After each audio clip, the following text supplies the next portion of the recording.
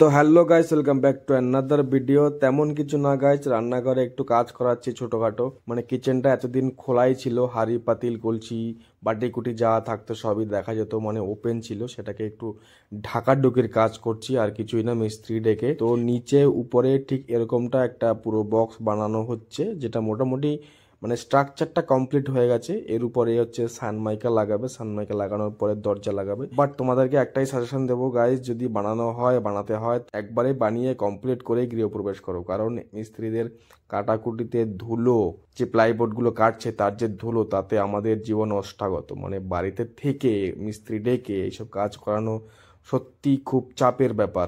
তো দেখতেই পাচ্ছ এখানে অল্প একটু জায়গায় সানমাইকা লাগানো হয়েছে, যার টেপ আজকে খুলছে। অল্প জায়গায় সানমাইকা লাগাতেই অনেকটা সুন্দর লাগছে। এরপরে এর উপরে দরজা হবে, তার উপরে অন্য কালারের সানমাইকা লাগানো হবে, তাহলে ব্যাপারটা আরো খুব সুন্দর লাগবে। সানমাইকা লাগানো প্রায় শেষ।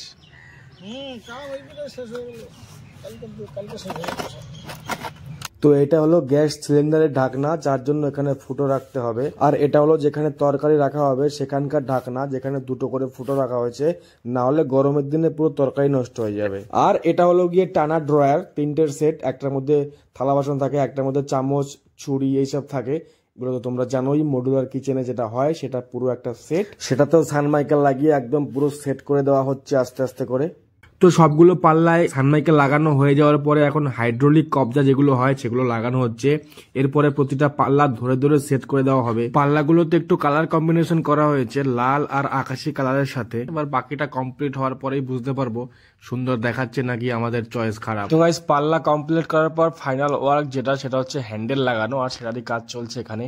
ড্রিল মেশিন দিয়ে ফুটো করে হ্যান্ডেল গুলো লাগিয়ে দেওয়া হচ্ছে এখানে। তো যেগুলো পাল্লা সেগুলোতে এই সিলভার কালারের হ্যান্ডেলটা লাগানো হয়েছে, কারণ অন্য কোনো কালার লাগালে সেটা ধরতে ধরতে নাকি উঠে যায়, মিস্ত্রিরা যেটা বললো। আর যে তিনটে টানা ড্রয়ার রয়েছে সেট, সেই তিনটেতে একটু অন্যরকম ফেন্সি হ্যান্ডেল লাগানো হয়েছে।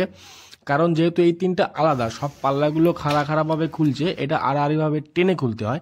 তাই ভাবলাম এটাতে একটু আলাদা ধরনের ফেন্সি টাইপের হ্যান্ডেল লাগাই, আর সেটাই লাগিয়েছি। তো গাইস, 10-12 দিন প্লাইয়ের ধুলো খেতে খেতে আলটিমেটলি কাজটা কমপ্লিট হলো, উপরে নিচে পুরো কমপ্লিট। আর এটা হলো ফাইনাল লুক। তোমরা দেখো কেমন হয়েছে, কমেন্ট করে জানিও কালার কম্বিনেশনটা কেমন লাগছে।